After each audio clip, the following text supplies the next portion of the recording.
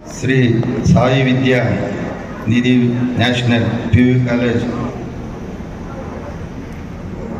ಫ್ರೆಷರ್ಸ್ಗೆ first PUC and degree first year ಡಿಗ್ರಿಗೆ ಬಂದಿರತಕ್ಕಂಥ ಈ ವೇದಿಕೆಗೆ ಆಹ್ವಾನ ಮಾಡಿದ ಮುಖ್ಯ ಅತಿಥಿಗಳಾಗಿ ವೇದಿಕೆ ಮೇಲೆ ಆಸೀನರಾಗಿರ್ತಕ್ಕಂಥ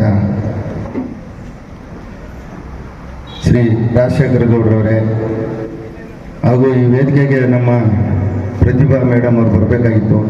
ಅವರ ಅನುಪಸ್ಥಿತಿಯಲ್ಲಿ ಅವ್ರಿಗೂ ಅಭಿನಂದನೆಗಳನ್ನು ಸಲ್ಲಿಸುತ್ತಾ ಈ ಕಾರ್ಯಕ್ರಮದ ವೇದಿಕೆ ಮೀರಿರ್ತಕ್ಕಂಥ ಹೆಂಗಶಿಡವರವರೇ, ಮೂರ್ತಿಯವರೇ, ಶಿವರಾಮ್ ರೆಡ್ಡಿ ಅವರೇ ಹಾಗೂ ಈ ಕಾಲೇಜಿನ ಕಾರ್ಯದರ್ಶಿಗಳಾದಂಥ CMR ನಾರಾಯಣ ಸ್ವಾಮಿ ಅವರೇ, ಅವರ ಮಗನಾದಂಥ ಪುನೀತ್ ಕುಮಾರ್ ಅವರೇ, ಪೂರ್ಣಚಂದ್ರರವರೇ, ಎಲ್ಲ ಕಾಲೇಜಿನ ಪ್ರಾಂಶುಪಾಲರೇ, ಪ್ರಾಧ್ಯಾಪಕರೇ, ಮುಂದೆ ಇರ್ತಕ್ಕಂಥ ಎಲ್ಲ ಕಾಲೇಜಿನ ಮಕ್ಕಳ, ಇದು ನಾನು 3ನೇ ಸಾರಿ ನಾನು ಬಂದಿದ್ದೀನಿ.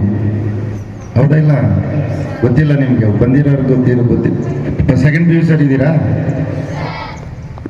ಇದು 3ನೇ ಸಾರಿ, 4ನೇ ಸಾರಿ ಅಟೆಂಡ್ ಮಾಡ್ತಾ ಇದ್ದೀನಿ.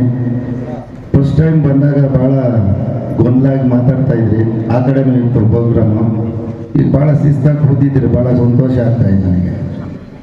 ಶಿಸ್ತು ಅನ್ನೋದು ನೋಡಿ ತೋರ್ಪಡಿಸ್ತೆ.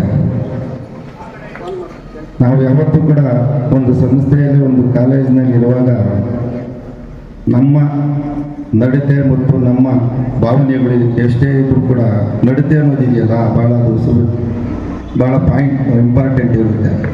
ಅದರಿಂದ ನೀವೆಲ್ಲ ಒಂದು ಶಿಸ್ತಿನಿಂದ ಕೇಳ್ತಕ್ಕಂತೆಲ್ಲ ಕಾಲೇಜಿನ ವಿದ್ಯಾರ್ಥಿನಿಯರೇ, ಮಾಧ್ಯಮದ ಸ್ನೇಹಿತರೆ, ಏನಿವತ್ತು ನಾವು ಕಂಪ್ಯೂಟರ್ ಯುಗದಲ್ಲಿ ಬಹಳ ಮುಂದುವರೆದಂಥ ಪರಿಸ್ಥಿತಿನಲ್ಲಿ ಇವತ್ತು ನಾವೆಲ್ಲ ದೇಶದಲ್ಲಿ ವಿದೇಶಗಳಲ್ಲಿ ನೋಡ್ತಾ ಇದ್ದೀವಿ. ಮಕ್ಕಳೇ, ನೀವು ಕಾಲೇಜ್ ಬರ್ತೀರಾ, ಹೋಗ್ತೀರಾ, ಕಾಲೇಜಲ್ಲಿ ಏನು ನಡೀತದೆ, ಹೊರಗಡೆ ಏನು ನಡೀತದೆ, ನೀವು ಓದೋದು ತಿಳುವಳಿಕೆ ಮತ್ತು ಸೀಮಿತವಾಗಿರ್ತೀರಿ.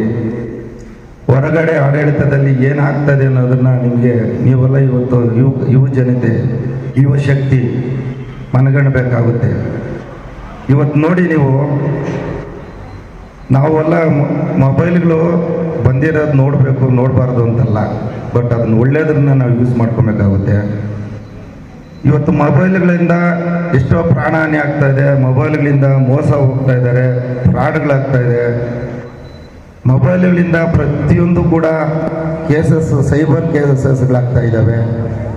ತಾವೆಲ್ಲ ಕಷ್ಟಪಟ್ಟು ನಿಮ್ಮ ತಂದೆ ತಾಯಿಗಳು, ಪೋಷಕ ವೃಂದವರು, ಕಾಲೇಜಿನ ಎಲ್ಲ ಪ್ರಾಧ್ಯಾಪಕರುಗಳು ನಿಮಗೆ ಆದಂಥ ಒಂದು ತಿಳುವಳಿಕೆ ಕೊಟ್ಟಿರ್ತಾರೆ. ಆ ತಿಳುವಳಿಕೆನ ನಾವು ಸದುಪಯೋಗ ಮಾಡ್ಕೊಳ್ಳೋದು ನಮ್ಮ ಅತ್ಯವಶ್ಯಕವಾಗಿದೆ.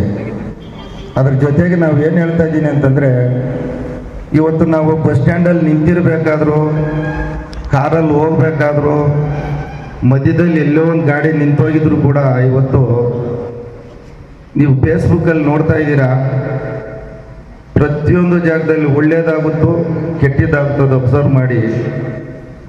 ಮ್ಯಾನ್ ಹ್ಯಾಂಡ್ಲಿಂಗ್ ಜಾಸ್ತಿ ಆಗ್ತಾ ಇದೆ. ಗಾಡಿನಲ್ಲಿ 3 ಜನ ಹೋಗ್ತಾ ಇರ್ತಾರೆ, ಯಾರೋ ಒಬ್ಬ ಲೆಫ್ಟಲ್ಲಿ ಹೋಗ್ತಾ ಇರ್ತಾನೋ, ಅವನು ತಪ್ಪು ಮಾಡಿರೋಲ್ಲೋ ಗೊತ್ತಿರೋದಿಲ್ಲ, ಅಲ್ಲಿ ನೋಡಿರೋದು ಇಬ್ಬರಿಗೆ ಗೊತ್ತಿರುತ್ತೆ. ತದನಂತರದಲ್ಲಿ ಅಲ್ಲಿ ನಡೀತಾ ಇರ್ತದೆ, ಫೇಸ್ಬುಕ್ಕಲ್ಲೆಲ್ಲ ವಿಡಿಯೋ ಮಾಡಿ ಹಾಕ್ತಾರೆ.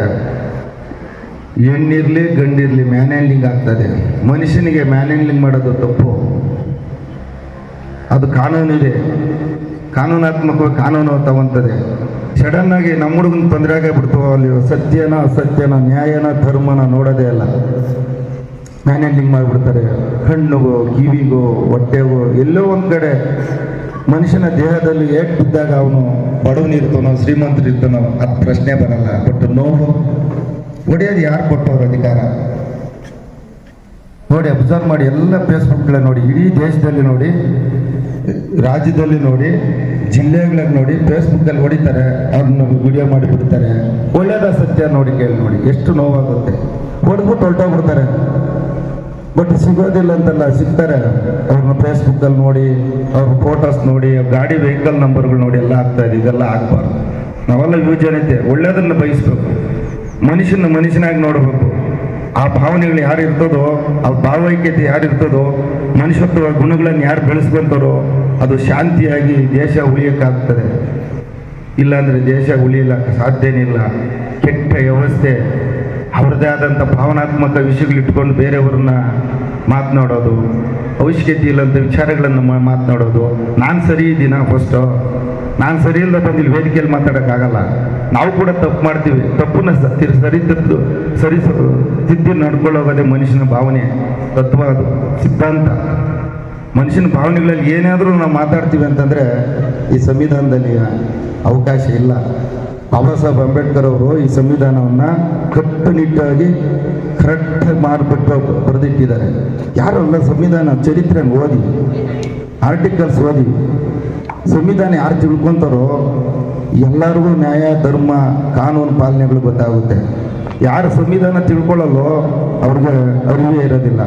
ದಯಮಾಡಿ ಹೇಳ್ತಾ ಇದ್ದೀನಿ, ಯುವಜನತೆ ಬಹಳ ಚುಲುಕು ವಾತಾವರಣ ಸೃಷ್ಟಿ ಮಾಡಿಕೊಂಡು ಗ್ಯಾಂಗ್ ಕಟ್ಕೊಂಡು ಕಾಲೇಜುಗಳಲ್ಲಿ ಇವತ್ತು ನೋಡಿ ಮಧ್ಯವಯಸ್ಸನಿಗೆ ತುತ್ತಾಗಿ ತಾಯಿ ತಂದೆ ಮಾತ ಕೇಳಲ್ಲ, ಚಾಕು ಚೂರಿ ಎತ್ಕೊಂಡು ಹೊಡೆಯೋ